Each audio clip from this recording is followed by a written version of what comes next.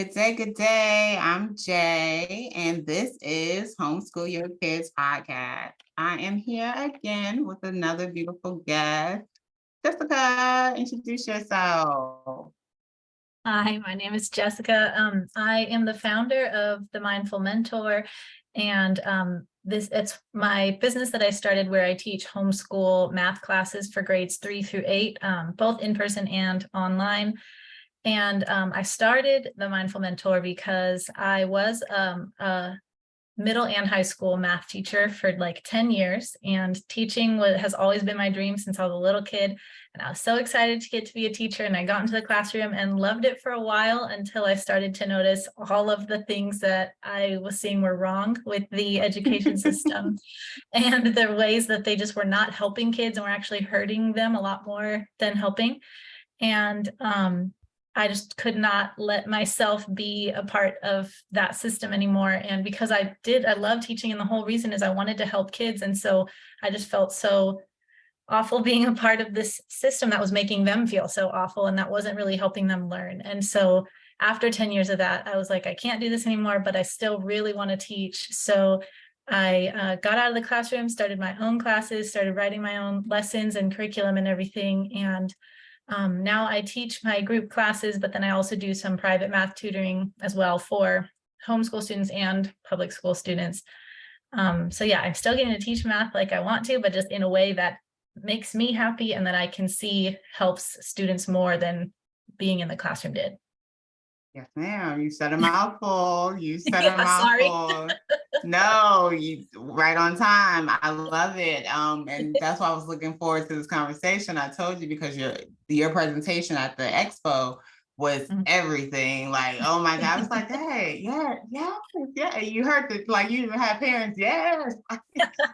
So that was so dope. But just in relation to, like, I relate to so much of what you say because I wanted to be a teacher from fifth grade on up, and it was just like, oh, I'm gonna get in my classroom and I'm gonna do this, I'm gonna do that, and then like you said, liked it for a while. Then it's like reality really hits you, like, yo, this isn't right.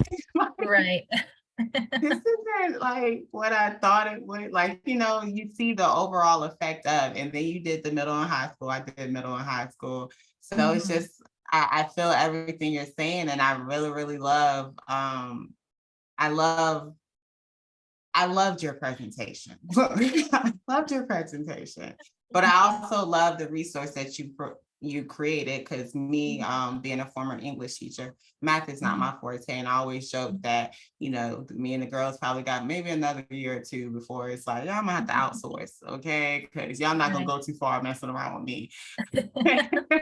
um, so I love that you have created a resource for families to be able to utilize and understand, once again, that this isn't something you have to do alone. And Right. there are many, many people who are like, hey, tag me in, I got you. Mhm. So I Yeah. love that.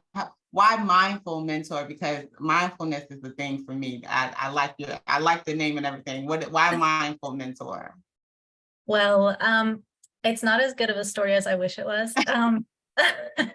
Honestly, so originally when I got out of teaching, I thought I maybe wanted to be like a life coach for teens because, Mm, like I said, I saw just like being in the classroom with them, I saw like how anxious and stressed and just like how much of a hard time teenagers were having. And I was like, maybe I want to help them with that. And I'm really big on mindfulness, and like I did yoga teacher training and everything, thought I maybe wanted to be a yoga teacher for a little while and things like that. So I'm big on mindfulness and those kinds of things. And I thought maybe being a life coach for teens would be cool.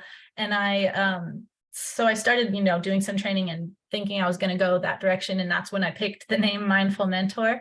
Um, nice. but then I just kept like, I love math, which I know sounds weird to a lot of people. And so I kept being drawn back to like helping people with math, and I'd get questions, or I'd get, people ask me all the time, like, can you tutor me? Can you help me? And I was like, actually, that's really where my heart is. As much as I would love to help kids with the like mindfulness side, I just kept coming back to math. So, but I kept the name because I was like, I feel like it still works, Mindful Mentor, Yeah. because I still like being a mentor, but then also, if you noticed, it is not spelled correctly. It's mindful with 2 L's, and that's only because somebody already had it spelled the right way. So Aw. I took the name. But then I was like, well, if it's my like mindful, like I'm teaching, so I'm like Yes. filling kids' minds. So I was like, it could still work. So Yes, yes. that's the story. It's not the story I wish that it was, but that's where it came from.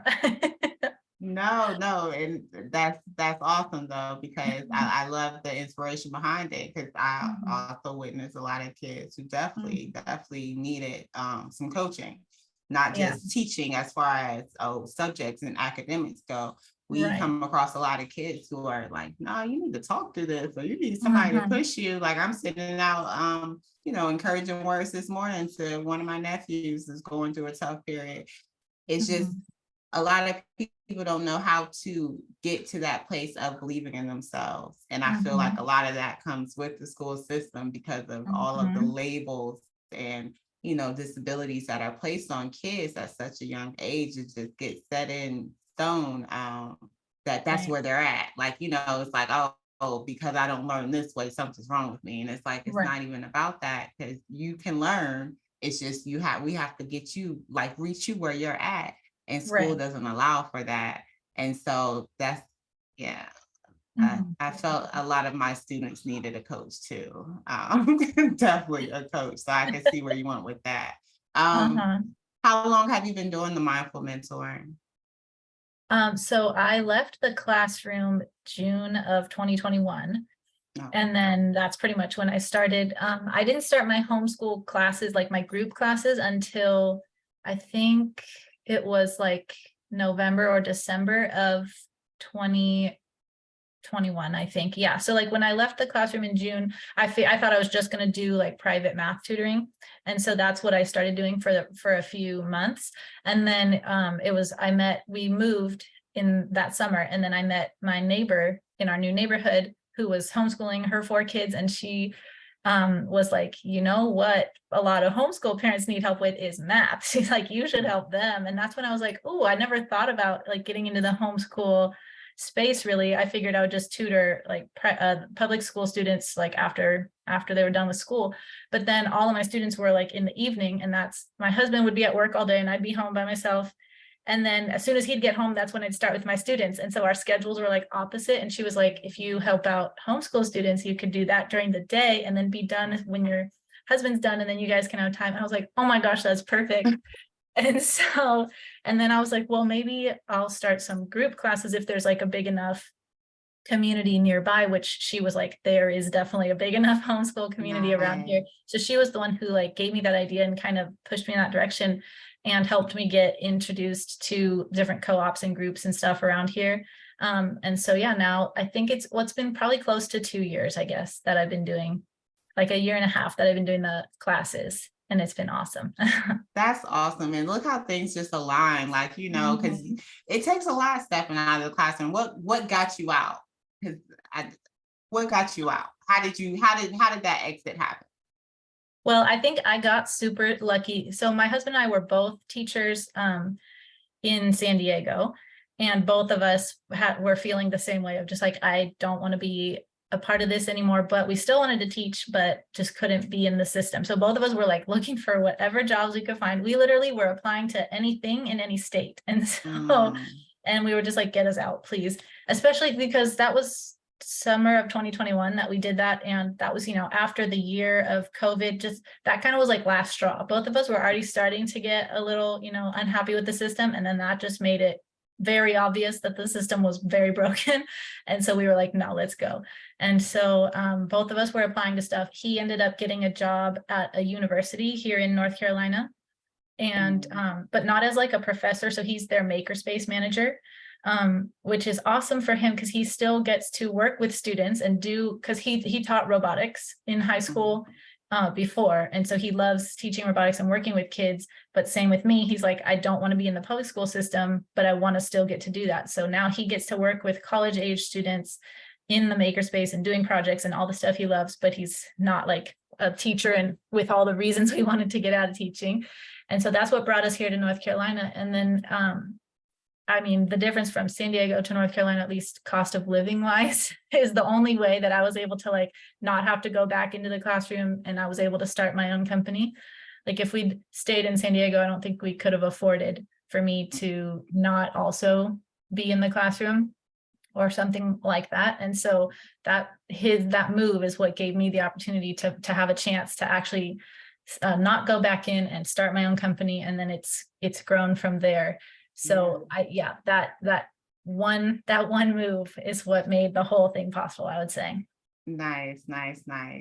Okay, cool. I think we ended probably around the same time. I believe that's when I stepped out too. It was in 2021, if I'm not mistaken. I know it was in 2020, so it had to be 2021.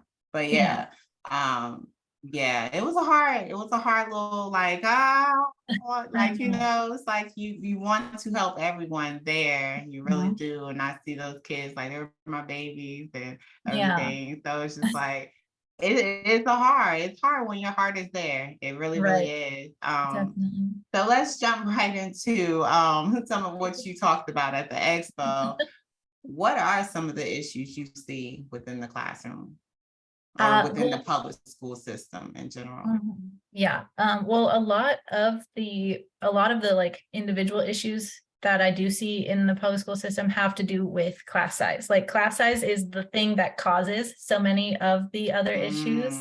And like, I mean, because a lot of the issues, are having to go too fast or too slow for certain kids, not being able to go the speed that each student needs. And when you've got a class, like there was one year I had 46 kids in my class and we didn't even have enough desks. 46 kids? Yeah, kids were sitting, we didn't have enough desks. They were sitting on the counters in the back. Like I'm like, and I'm supposed to teach them all calculus right now. Are you, what? Are you kidding me? 46? I know that was illegal. Well, yeah, I don't even, especially they didn't have desks for them. Like, I don't think we were supposed to have that many people in one room, No, you can't do that. Like, I I mean, forgot, like, because ours, like, they have a cap on the overall students you're supposed to carry. At least in Virginia, they did. Like, they had a number, and I was over that number. And they 1 year they paid me for being over that number. I think I had like 141. You're not supposed to have more than 130 or something like that. But 46 kids, I couldn't imagine what that looks like in a like. I couldn't imagine. How does 46? Your classroom management must have been A1. Well, it was chaos for sure. Luckily, it was, like they were like, it was like juniors, seniors, they were older. If it was like 46 like seventh graders, that would have been out of control. But I just look overwhelmed just thinking about it. Like, I know. no. I know. Yeah. I mean, that was like, it wasn't 46 in every single class every year, but still it was like, 30 to 35 kids is a lot to try and get to their, like meet them where they're at. You literally just can't. And then at the high school level, you have them like an hour at a time. So you've got to get the whole lesson done in an hour and do that for 35 to 45 kids. And you just literally can't meet each one of their needs. And, like that the thing they encourage us to do is differentiate. And we try our best. We try to differentiate for as many kids as we can, but you cannot plan 35 different lessons every single day. And that's what they would need if you really want to meet them at their, like where they're at.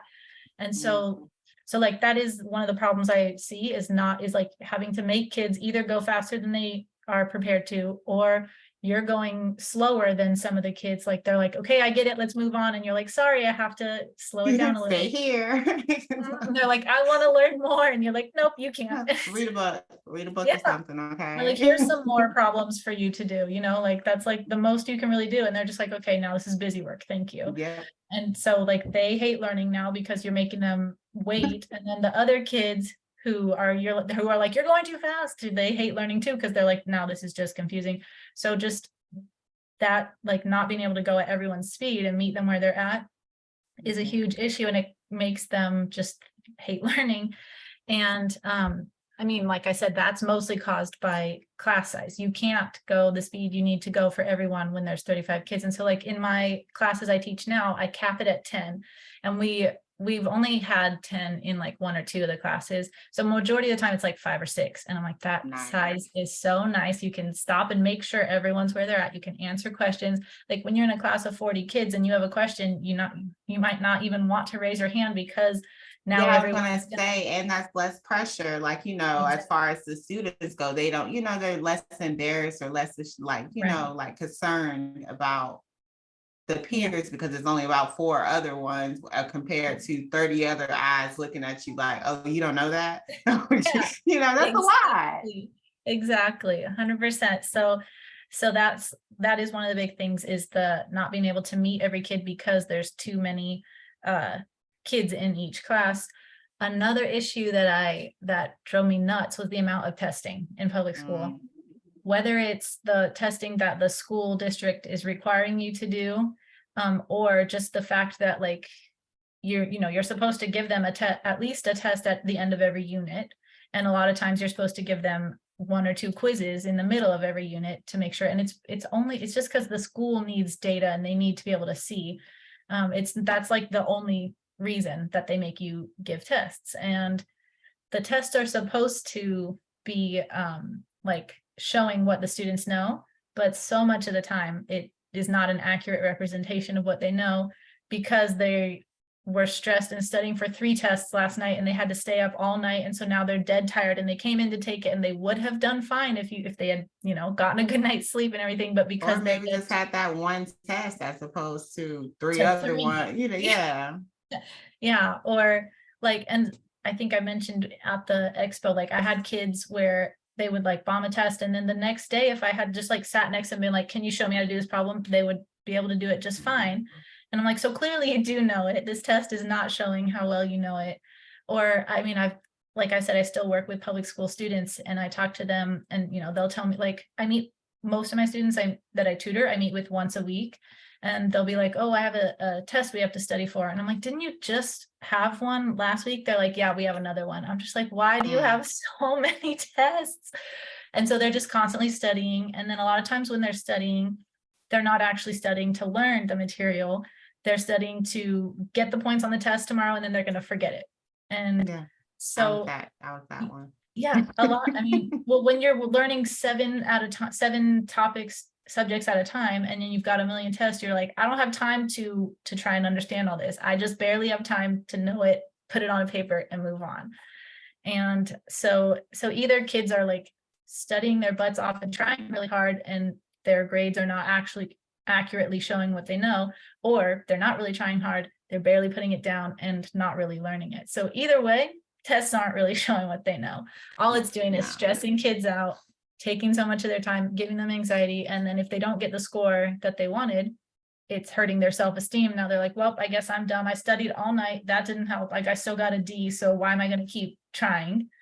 And I've seen so many kids be that way. They're like, well, I guess I just am bad at math. And I'm like, no, please don't go down that road. Like, yeah, she said don't go down that road. Yeah, no, I'm like, I've accepted it. But no, I just thinking about back in time of Scantrons. I was a poor test taker. I really was. And that's why I feel for students with tests because I know of how anxious and everything I felt. And then just during the time of Scantrons where you mess around and skip 1 row, your whole Scantron is off. And it's like, yo. Oh my gosh.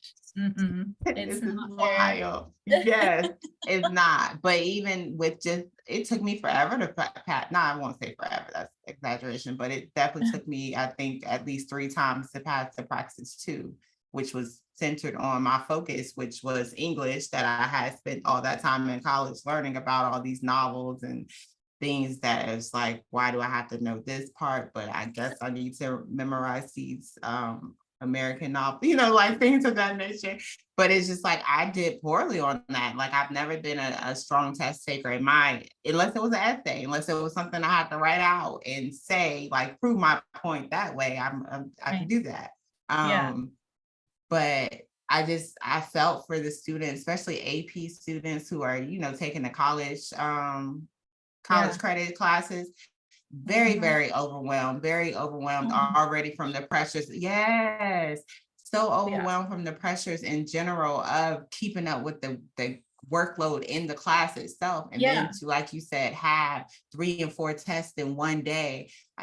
Why is that okay? It's insane. Well, because I taught AP Calc for a couple years, and most students who take an AP class, they don't take an AP class, they take 4 or 5 AP classes. So they've got like hours and hours of homework from each class, and tons of tests, and then they take all of the AP tests in May. So like if they're taking 4 or 5 AP classes, they're studying for 4 or 5 college level AP tests at a time. And it's just literally eating them up inside, the Yeah. stress, and they get no sleep, and it's out of control. It broke my heart to see these children at like 16 years old just already like as stressed out, like they have On some the edge.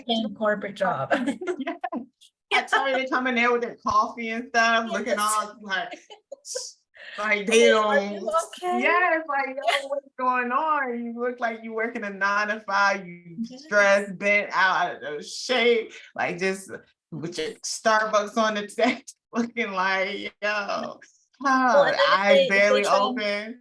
yeah, and then if they try and they play sports, that's hours a day after, and then they got to go do their sports, and then also get all that homework. Oh my God, I'm like, when do you get to have a life? When do you get to be a kid? When do you When be do you? you? Yes, Yes. When do it's you get just to so be frustrating. you? It Yeah, really is. It's sad. It's like, when you say it out loud and people actually put it really, into retrospect, like, yo, no, that's not right. That's not right, right. right. And being in there and actually seeing, like I tell people all the time, my seniors were so depressed. Like my Oh my last year gosh, teaching, that all was the time. my like, oh yeah, no, I can't do this much longer Mhm. because of how like their energy, like, you're trying to be upbeat, you're trying to keep them in a good place, but it's like all of them are just down. It's like, yo, this is your last year of high school. Like Right. you would think that everyone be excited, talking about graduation plans, post-graduation Mhm. plans, what they plan to do. But a lot of them didn't have direction. A lot of them didn't know what they were going to do because Right. like all their time had been spent just talking about grades and tests. And so now when it goes Mhm. to, all right, well, what does this look like after all of this? Now that I've passed all your tests, now what? Right. And yeah, it's like, Yeah. They're that's just a the little bit sad part. alone. Yeah. Very much so. Very much lost. Very much lost. That's why I could definitely see why you were like, yeah, these kids need some coaching. Like I need to. Yes, seriously. Yeah, most definitely. Well, and it's just, yeah, like I remember, I think it was one of the years I was teaching like juniors, and I literally stayed after work like till like 7 p.m. for a whole week, creating Mm. this awesome lesson that I was so excited. I was going to get them up and moving. They were going to love it, at least so I thought. And then I give it to them. I'm explaining it to them. And literally had a girl raise her hand and be like, can you just give us a worksheet? I don't want to do all this. I was just like, I just spent a week planning this thing. What? And that's because that's what they've been just like trained. They're just like, give me a worksheet, I'll fill it in and we'll move on. Like they don't care. They're not trying to, they've lost their love of learning. Whereas if I had done that for like younger kids, they would have been so excited because the learning hadn't been, or, the love of learning hadn't been taken from them yet. But this junior was just like, oh, give me a worksheet. And I was so mad because I had spent so much time prepping this thing that was going to be so fun. Like, are we all excited? Are we good? Like this is about to be great. No. Hey, Mm. hey, Miss Eaton. Can you just give me a worksheet? Cause I heard you. However, Like that's too I'm much work. yeah, no, Oh. that's like this all for one grade. One grade. This is what we get for one grade. Yeah, Yeah, no. well, that's the other thing. There was like, how many points do I get for this? And I'm like, I was so gonna say, they or just care the about points. yes, or is this graded? Like, Yes, don't that let was you my. try to give them something that Mm. wasn't graded. No, my Oh least, is my, this going in the grade book? And I'm like, it doesn't matter if it is or not. You are supposed to do it because it's going to help you learn, but they don't care. If they hear it's not going in the grade book, then they're not done. doing it. Yeah, no, they're Mhm. not doing it, or they're just gonna just throw something up there, and that then that puts the pressure on the teacher because now you're trying to grade everything that you're giving them because they're Yeah, not gonna put effort to it if you don't. right. Well, and Girl, that's another thing about the issue with class size is like, I was a math teacher and I like to be able to give partial credit to show like, okay, you at least understood this, but I'll just take off the 1 point for this mistake. But like multiple choice, you can't do that. Like you said, Scantrons, if you accidentally push like, fill in the wrong thing, but it doesn't really show what but when you've got 150 kids over your 6 or 7 periods, I cannot be hand grading, or it's going to take me a month to grade every test. And then by then I've got 3 more tests that I've given that I need to grade. So just like class size makes it impossible for me to accurately grade every single thing that they do. And so that's another issue of with the grading not being accurate and all that, and having to do with class size being what caused that. So Yes, ma'am. Think there's about just, essays. oh my God, Think I of was so glad I didn't have to grade essays. I was like, thank the Lord I teach math. things like, math, you looking for the formula, things of that nature, but just think about having to read 2 to 3 pages essays. And I hear like the students talk about like their teacher gave them an 8-page essay or something crazy like that. And I'm just thinking to myself, as a former English, why would someone want to grade that? Like, I graded that. Then you get to college and you getting all these, as I had, being an English being my major. Oh, the size of these papers, why would you want to read that? Why? I'm not giving those type of assignments. I'm trying to grade all that. You got enough of 1-page essay, let alone a I 4 to know. 5, 6 and plus essay. Oh no, that is wild. Yeah, I was glad I didn't have to grade essays. That was something I was grateful for. But then by the time I was teaching like calculus, you can't just give a multiple choice calculus test. So it ended up being similar to essays where I had to read through every problem, look through all their Yes. work. And those tests always took me so long to grade. And the kids would come in, they took it third period, they'd come in after school, be like, do you have my test graded? I'm like, is that a joke? Are you? Because that's all they care about is their grade. They have to know what they got. And Yeah. so I'm like, you got to give me a minute. You're actually going to need to give me like a week or 2. So can you just chill, please? I used to have to tell them, remind them, first of all, I have 2 kids, okay? So understand that when I leave here, this isn't just all I can do. I have to, like, feed my kids, maybe take them a bath and stuff like that. That's the things that I have to do as a parent. But they do not see that. They see teachers as some robots. Like, Yeah. Well, and because they've been trained to just care about their grades. that's So great. they're Yeah. not thinking about like, oh yeah, she needs time. She has a life outside of this, any of that stuff. They're just like, I just need to know my grade. I don't care. Oh yeah. I That's like, reminded them that of my life all the time. Like, yeah. I mean, the first couple of years that I was in my own class, it mhm. definitely, because I started my first year in the classroom. I gave all my students journals. At this time, I only had probably like 70, probably a little over 70 on my roster or whatever. Mhm. So this is middle school though. This is 7th grade, but I would give them all journals and have them write daily. And then at the end of the week, I would collect all the journals and then I would write them back. Mhm. Oh my 70 plus gosh. of my students, yes. Did that And last very so long? I think I may have made it probably the first semester before I had to start Wow. saying, okay, I'm gonna have to skim this stuff, like, because I was responding back to their writing. So it was like it was a lot. It definitely was, but I wanted them to know that, I cared about what they were experiencing, the things that they were writing, and wanted to know they weren't just doing something just because. So they were really into it and they were looking for those writings too. But look, my write backs definitely, they got a little slimmer. Like it started off here, and it was like, great job. I'm glad you made it through this week. Well,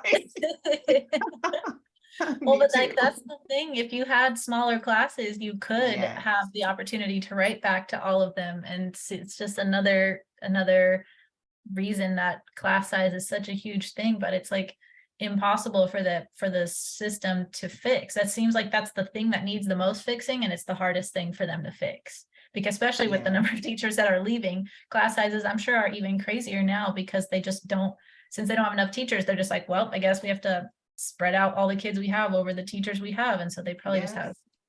And thinking, giant. I don't know how your school was with getting subs, but a lot of times my school wouldn't even get subs. So we had to cover other classes. Yep, And I had to sometimes cover that all meant of them them. splitting, a class and putting half of the kids in your class and half of the kids in another class. So it's just Mhm. like, yeah, no, the numbers definitely don't be going down. They definitely go up. Well, and Definitely then go up. those kids that like that need to have subs and get a different sub every day and everything, are they learning very much when they're getting a new sub No. they're not learning much at all. I mean, some subs do try and teach the best that they can, but if they get to see these kids one day, they can't really be, so Yeah. people who are like, oh, they'll only learn if they're in public school. I'm like, well, what about when they're having a new sub every single day? You think that kid is learning anything? No. Yeah, my niece is she's 6, she'll be 7 next month. And I asked her how her school year. She's like, Yeah. my teacher was out a lot. My teacher was out a lot. We had a sub a lot. Like it's like, and this is a 6-year-old expressing this, like Yeah. recognizing, like, yeah, no, my teacher wasn't there a lot. So Yeah. you had a sub. So, and for her to respond, that be her response from me Yeah. asking, well, how was school? How was the school year and stuff? And my teacher was out a lot. And that That's the matters. It main, matters. Yeah, right. it affects, especially that young in age. Like they Mhm. build a different connection with their teacher at that level because they have them for a longer The whole period of day. time. Yeah, the Yeah. whole day. So it's Mhm. totally different. So class size definitely matters. I remember when I was appalled to learn that kindergarten teachers don't have 2 teachers in there anymore. Like Oh a my lot of gosh. these kindergarten teachers are 1-20 ratio. And I'm just thinking like, yeah, you got 25-year-olds looking at you, asking you for help at the same time. Yeah, no, Uh-huh. that shouldn't be legal. Well, there's a lot of things I say that shouldn't be legal. There's a Right. lot of things that should not be legal. And Right. yeah, Absolutely. Yeah. very stressful on teachers' part. Mhm. How was the meetings? Because we had a lot of meetings. how, Like how were meetings with meetings? parents.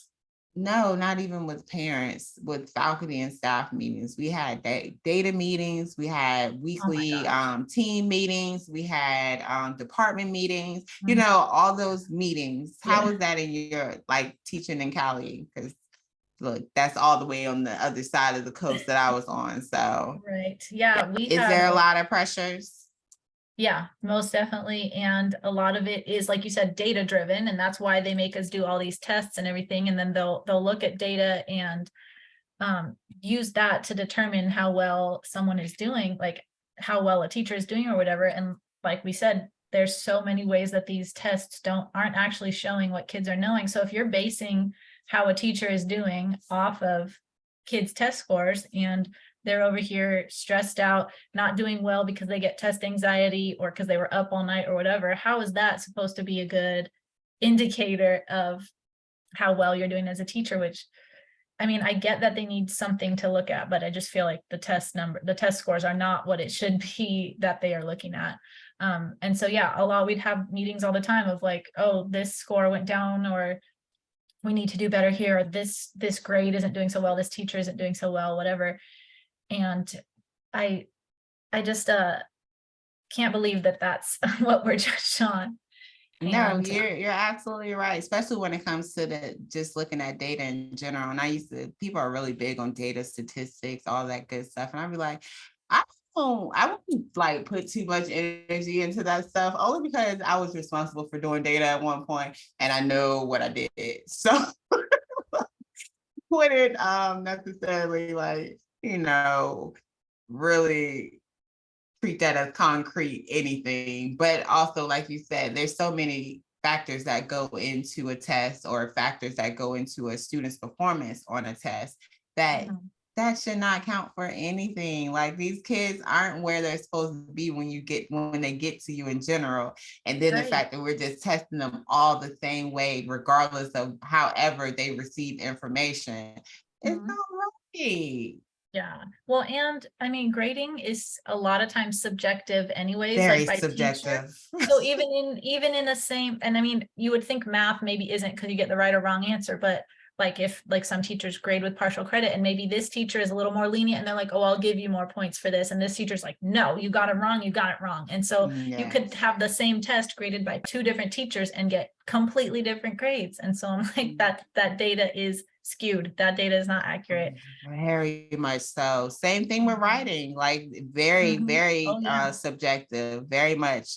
Because I'll read a story, and if I just like the Right. story in general, Okay. like, yeah, this is great, even though your grammar was terrible. Like Uh, you didn't use any periods half the time, but this is a great story. I Well, was and even, really. oh, Mhm. sorry. No, I was gonna say Um, I was really general with my grades. I yeah. would give 175, look, 185, 75. They frowned upon you failing anyone. So the lowest I would give was like a 65, and that was the lowest D available. Like, you Yeah. know, so everyone got between a 65 and 100, basically, 4 grade. Mhm. Look, one of 4 grades. Yeah, well, because that was the same. I remember at our school too, there was, I don't remember what exactly the policy was, but it was something about like not being able to give a kid a 0. So I'm like, so you're telling me if they don't turn anything in, they still get a 50%? Like, I mean, I know 50% is still an F, but like overall, when you weight in all the other grades and everything, that does have an effect. And so I'm like, that's gonna affect what their end grade looks like. But if you got this kid who's choosing to not turn anything in, he's still gonna have like a certain percent. It just didn't, Yes, and so that the makes system it, never made sense. can you give someone who turned in something a 0? Can you give them a failing? Like Yeah, anything and below a yeah, 50, if they turned in something while you're giving someone who didn't turn in who anything a didn't? 50? That's why, Yeah, like, that's why our grade started at a 65, because it was just like, I mean, you did something, you did it. You yeah. like, you did it. But Right. Well, yeah, and then the data, when you do look at the data, like a lot of times it was pretty bleak. Like you'd be like, oh, this small percent of people are at whatever level they're supposed to be at. And I'm just like, so when you see data like that, how are these people who are like, oh, kids have to go to public school to learn? I'm like, well, look at how the public school kids are doing. They're not doing great either. So like, why do you think that's the only way for someone to learn? And it's actually not the best way for most people to learn. Like some people thrive in public school, some love it, some do great, and they should be able to do that, but it shouldn't be the automatic for everyone. That's why like I talk about all the issues that there are with public school. That doesn't mean I'm saying public school shouldn't exist and we shouldn't have it, because I know some people need it and some like it and all that stuff. It should just be like one of the many options. That's yeah, my whole thing. Like it yes. shouldn't be the default. It shouldn't be where everyone goes, whether they like it or not.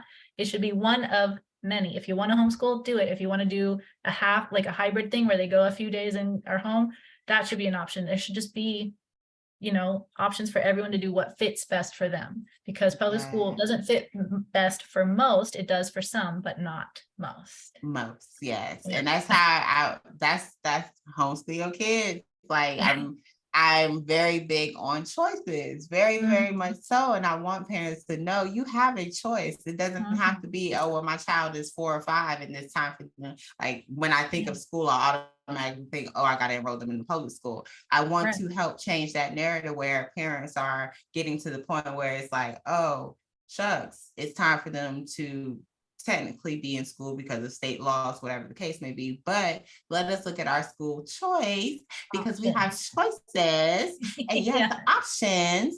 And Uh-huh. so we can think about this micro school, we can think about a charter school, we can think about, like you said, the hybrid, we can think about Mhm. homeschool. We can just, there's so many choices where public school will just be a choice, not necessarily a force or a Default. standard Yeah. or a default. Yes, no, none of that. This Well, and is then this is a mhm. if that was the case, if it was one of the many options and people could choose a bunch of stuff, then that class size issue we're talking about, where, because like the high Will school I go taught at, down. we had 3,500 kids at the high school I taught at. It's just like was Mm, insane. It was huge. And I don't just even like know what that looks like. it was crazy. Like passing period, they got 5 or 6 minutes to get to their next class, but that wasn't even enough time, because trying to walk through the halls, you literally can't do it in that amount of time. Like I it was just know. crowded and crazy. But if it was like that was one option where the students who wanted it could go, then it would be way, way, way smaller. And then a lot of these problems we're talking about with the public school system would go away, because it would be so much smaller, and then public school wouldn't be as awful as it is, you No, know? I agree. And that's what I feel like this is like the future of education, how people are saying, like, public school. I don't feel like public school will ever go anywhere per se, but I do feel like the numbers are going to get smaller within that Mhm, school system. And then maybe they will be able to afford that better option of, hey, having these smaller class loads. But mhm. we don't know, because they trying to cut costs everywhere. So they Yeah, may keep it up, but we will hope yeah. and always wish and pray for the best in regards Mhm, to our future, which are the kids. And that's why it means so much, because, like you said, public school doesn't work for most. It really mhm. doesn't. Looking at the data. Yeah. looking at that lovely data. It doesn't work for most. It doesn't. Right. And I feel bad for the kids who are excelling, who are doing well, because they're Mhm. literally just faded to the back. They're really Mhm. not thought about for real. It's like, oh, well, we got our green and they're good. They are focused on that yellow, who's Yeah. intermediate, who we can get to where we need them to be. But Mhm. that red, oh, y'all Mhm. just, hey, we Well, glad you and the whole came. yeah, the whole thing has been, no child left behind, but that red group ends up getting Left falling through the behind. cracks and left behind because we don't have the time or ability to slow down and help them out while also making sure everyone else is good. And that's why if everyone had the choice, like that red group could choose to be in some kind of school or program or homeschooling that will help That them works for get caught them. up. Yeah. And then the green Yeah. group who's already ahead can be starting college early. I know so many homeschool students who have college credits at 16 and get their associates by They 18. And I'm I was like, gonna say they're graduating with their associates in yeah. homeschool. They're like, they are definitely killing it in that regard. Mhm. The red students are the ones like I don't know how the math looks when you get kids who come and they're so far behind, because I can compare my reading level to when the kids will reach me 10th or 12th graders. They would be on a third grade reading level, Jessica. Yeah. Like they were that far behind. Mhm. So when kids reach you, especially teaching calculus and stuff, girl, I don't even know what that looks like. I never went there. But just like, how were they reaching you? So many of them. I mean, a lot of the calculus students were mostly where they needed to be. There were some who were still a little bit behind, but it's because AP calculus is you have to it's a choice, you sign up for that one. Oh, But well, yeah. because that's, since it's AP, like only the people who felt ready for it and wanted to go that route. So a lot of the students at that level were like pretty much where they needed to be. But I also taught algebra 2, which was, I think algebra 2 was the highest, like the last math that you were required to take. And so Yes, I would that's have, where I stopped. That's where yeah, I stopped. Okay. right, which is a lot of students take it as like a sophomore, I think, often. And so it's typically a sophomore class, but I had plenty of seniors in there who were taking it for their third time because they're just like, I just need this last one to graduate. And it's because Yeah. they were still at like a middle school level. Like they couldn't add and subtract positive and negative numbers. How am I expecting them to solve a quadratic formula when they can't do the Mhm. basic kind of same thing? Like, if they come to you with a third grade reading level, you can't be expecting them to read Moby Dick because they're just not there. And so it was, yeah, in those classes that weren't like AP level, I would get students who were they were technically at a much lower level, and I'm trying to get them to do stuff up here. And they're like, but I don't even know how to add positive and negative numbers. So I just feel so lost. And then you've lost them, they're like, well, I clearly can't do that stuff. So I'm just going to sit back here and let you do your thing. I'm going to turn in whatever papers I can. I'm not going to study for the tests. You know what I mean? And so yeah, that happened a lot. And so I taught high school for like 5 years. And when I saw how often there were kids that were just like not where they needed to be, I was like, maybe I'll try middle school and see if I can like reach them a little bit Oh, you went earlier. back. I did, and that Oh. was a bad idea. I shouldn't have. I was like, That's oh, I should have successful. stayed. Yeah. Middle school is an interesting age. I'll just say that.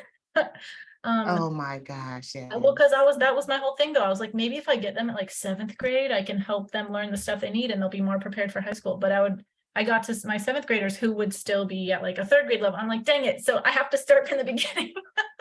But I Yes, couldn't, ma'am. with my credential, I could only do, middle school and high school. I couldn't teach elementary, but I I wouldn't wasn't have, going there. I well, I was wasn't gonna say, going I there. wouldn't have wanted to do that.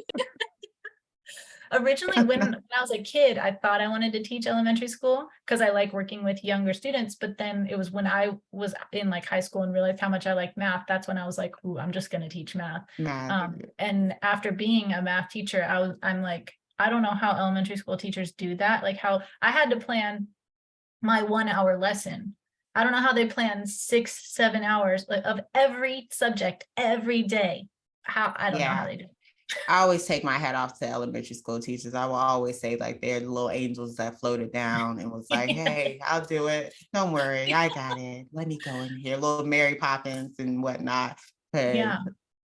my Right. time of subbing and subbing in the elementary, I share that I subbed for 8 years, Jessica, and I only went in elementary school. Probably I can count it on one hand. And I'm probably using too many fingers with the one hand. Probably about a good three or four times did I go in the period of 8 years.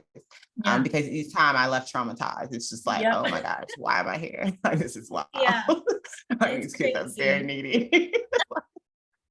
But then, I mean, I'm like, I guess homeschool parents could hear that and be like, yeah, but if I homeschool, I'm gonna have to do every subject every day. And is it gonna be just as hard? And it's like, no, no, no. When you don't have a group of 25 5-year-olds that you're trying to deal with, and you don't have to do every subject every day. You could do science on Mondays and history on Tuesdays and like a little bit of reading and math each day and get stuff done in like a couple hours. So I just want to make sure any homeschool parents listening who are like, oh no, that means I'd have to do that. No, no, no. It's totally different. Very, very much different. Yes, Yeah. no, because we barely do math, Jessica. We play Monopoly and things of that sort, where and play the game of life. We talk about money a lot and stuff like that, and have them pay for things and Right. all that.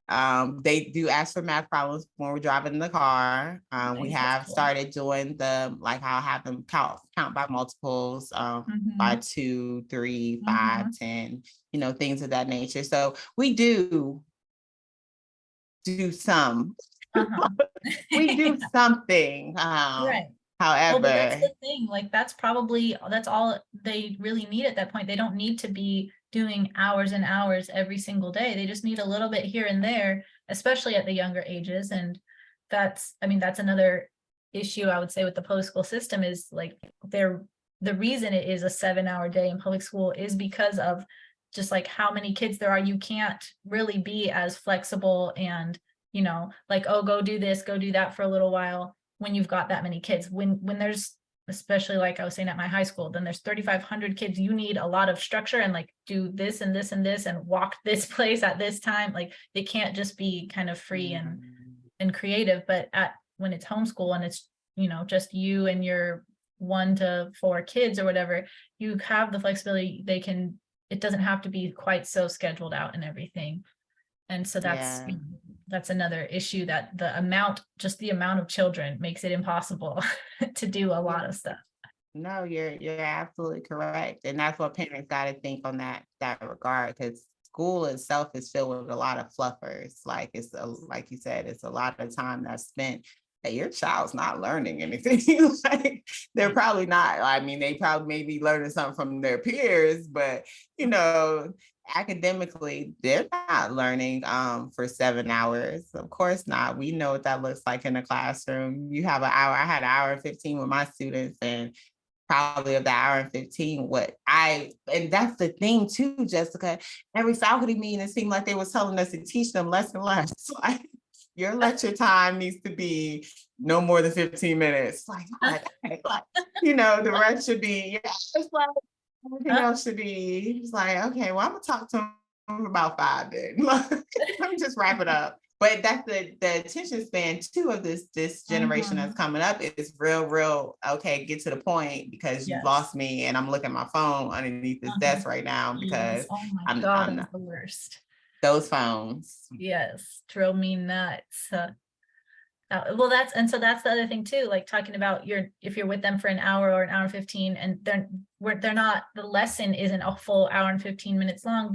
Part of it is because of the classroom management. When you got to manage 35 kids at one time, and you have to like stop and tell this person to stop talking, and you got to tell this person to put their phone away, and you got to do this and that takes away from the learning time. But as a homeschool teacher, as a homeschool parent, you don't have that. So they can learn the hour lesson, they're probably learning 20-30 minutes. And so at home, they just need the 20-30 minutes and then they're done. We don't need all the extra classroom management and this and that, and like line up and put this away. And you know what I mean? Like now I say procedures and yes, policies and procedures. It really does. It really does. I don't know. I tell people all the time, I don't try to talk against the public school system, because like you said earlier, like people do need that structure. There are a lot of kids that excel in that setting. Definitely. Very, very much so. They excel. However, Yeah, no, it's not for everyone, and we don't need it to be, hey, beautiful. We need parents that understand that it's okay if your child's not doing well in here. It's Right, okay. They can go and do well elsewhere. And if you feel like homeschool is something you want to try, understand that, we got resources for you to excel and be the best you as far as your family goes. Because right. Jessica has Mindful Mentors, and they have small classroom settings offering math, and she talks about pre-calculus, and me and my algebra two.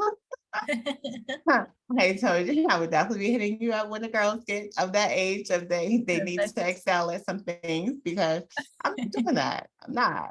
Right. And it's wild because you talk to parents and their child's like 4, and they're just like, well, I can't teach them all of this stuff. And it's like, well, ma'am, they're 4 right now. I wish They'll be you already fine. jumped to pre-algebra and trig. You had pre-algebra and you Right, there. But yeah, no, you got it. I promise you. And if you don't have it, you have someone to help you. Give me a minute, right. babe.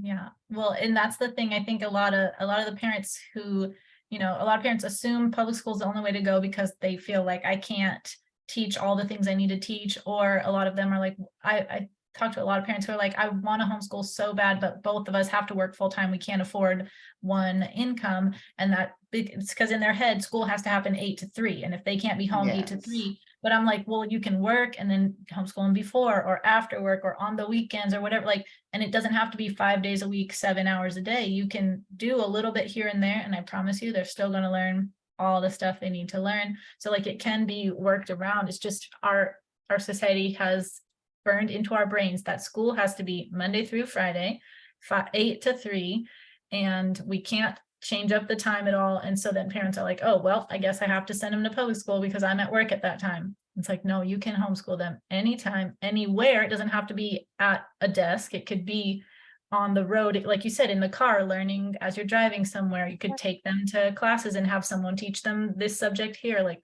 so many options, but parents, I don't think are aware because we're just trained like 5 years old, they go to school until they're 18. And that's just how it goes. And like, doesn't have Yeah. to be. And that's why I started using the whole tagline of let's reimagine what learning looks like.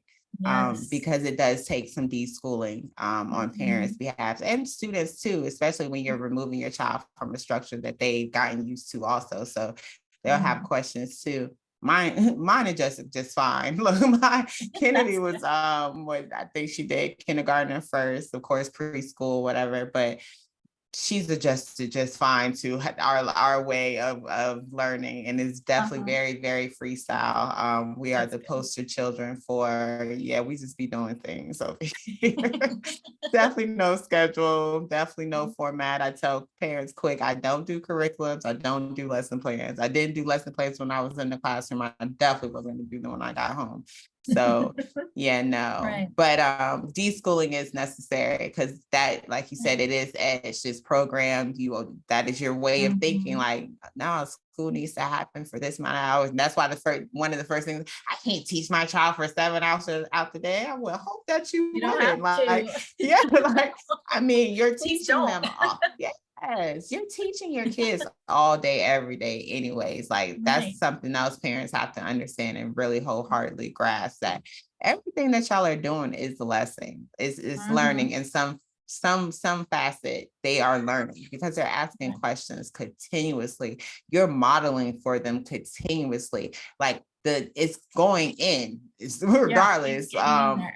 It's getting in there. It really is. You'd be Yeah. surprised what these kids are able to grasp and understand at such a young age.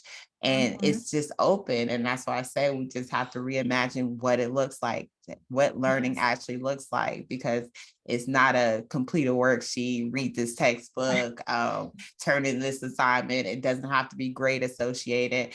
And a lot of parents are coming to understand that. And so I'm very, very happy of where I see the direction of the future of education going. And that's why I'm Yeah. just happy that people like you are able to provide parents with resources and help that will say, hey, drop them off here for a little bit. Let them hop on this for a little bit. And I got you. Like, Yeah. this is something we got this. I want to be a part of your community. And that's what you're offering, community. So Right. community and Yeah. support. So give me 3 things you would like to leave homeschool parents with. Oh, well, I feel like a lot of I mean, like if I was gonna just tell parents three things, a lot of them are kind of what we talked about, is that, um, like you said, there are so many resources. So if you're worried that you're not going to be able to teach your kid everything they want or need to learn, it's not all on you. There are tons of resources that can help you with that, like things like, classes like what I offer in co-ops and groups and everything. And I also created a homeschool resource spreadsheet because I started to research all the different resources out there and found out that there were just a jillion of them. And I was like, how am I going to keep track of all this for when I need it, And so I put them all together into a spreadsheet. It's organized by category. Like if you're looking for science resources, you can just click on that tab and there's a ton in each one.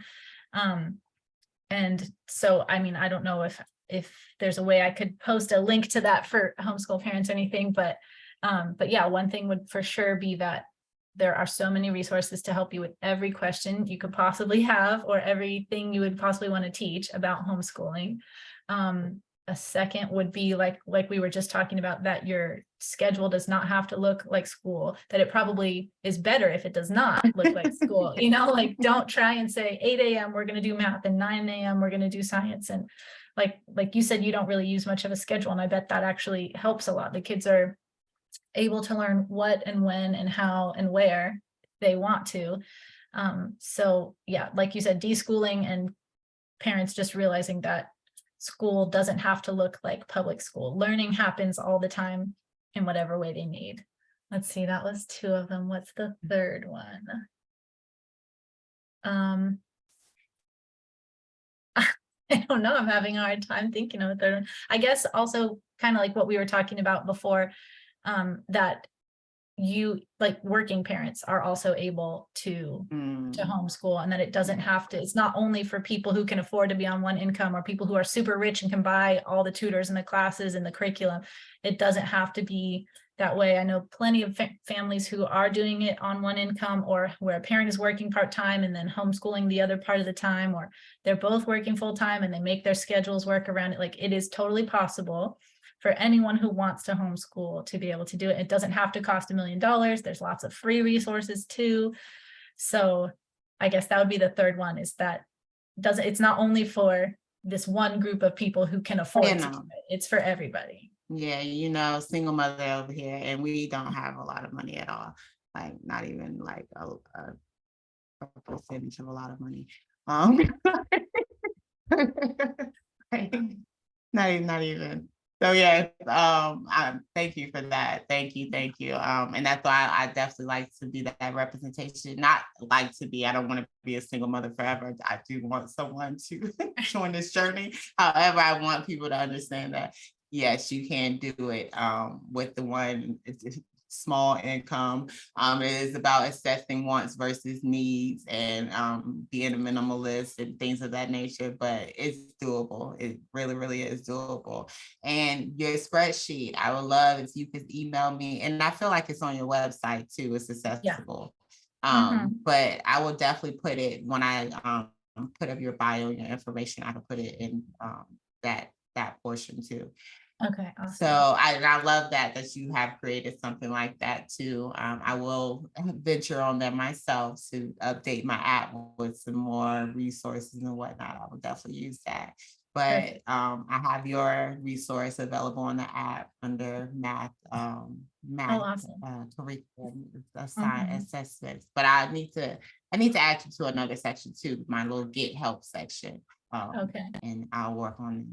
But I'm very grateful for you. Like I said, your expo presentation was amazing, and then we could definitely go on talking much longer about all of the lovely not so good circumstances of the public school system, but that's not what it's all about. We just want you to understand that what works for you, and you know your child better than anyone. So if you see that they're not excelling, or they're not reaching their full potential in that classroom setting or that system, that public school system, understand that you have options. That's what this is all about. We want you to know that you have options, that is not the end all be all.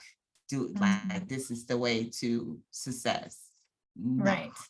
Definitely not. No. So yes, believe in yourself, believe in yourself, believe in yourself, but remember that research goes a long way. So when you do decide that this is something that you want to do, just start researching, look at the things, to think about the things that you feel like you're going to have issues with, or what you're worried about teaching, and find your resource for it. Homeschool Your Kids app is a great place to start. Mindfull Mentor has a wonderful spreadsheet that we're going to make available, but there's plenty of resources. So never think that you're on this journey alone. We are here for you. And I do a community meetup every Monday on Zoom for homeschool families. So if you're ever needing a little words of encouragement to get you through that next week, I'm there always. So yes, and also check out the expos. By the time this is dropped, we'll been on wrapped up this year, I think. But I will be excited about next year. Oh, and I need to talk to you after we finish recording too about next year. But yes, so yes, very excited. But understand that you got this, parents. You got that, and I will continue to bring you resources that will help you thrive on your journey, because it is your home, your way. So yes. Where can they find your information? Got social media. I know you got a website. What links do they need to follow? Yeah, my website is mindfullmentor.com, but like I said, mindful with 2 L's. And I'm on Instagram and TikTok. Instagram is just Mindfull Mentor with 2 L's, but then TikTok is mindful.mentor, because I started a new account recently. But yeah, okay. So they can find me on social media, and my website's got all my information about my classes and the link to my spreadsheet and all kinds of stuff. I'm currently in the process of creating a math curriculum, because I'm taking the lessons that I've planned or that I've created for my group classes. I'm turning them into like a self-paced curriculum that parents, if they don't want, to be, you have to sign in or go to this class a certain day each week, if they kind of just want it to be self-paced. So I'm working on that. It's going to take me a second to get it all put together, but hopefully that'll be available soon too. So I'm excited for that too. Nice, beautiful. Yes. So that's all they need. They just need a little direction. Parents just be needing like little reinforcements, like, just let them know. All right, we good. So yes, thank you. Thank you for that. Awesome. Keep doing all that you're doing. I really appreciate you. Thank you for your time and energy and all that you provided to homeschool families. And tell the people, make sure they homeschool your kids. Definitely.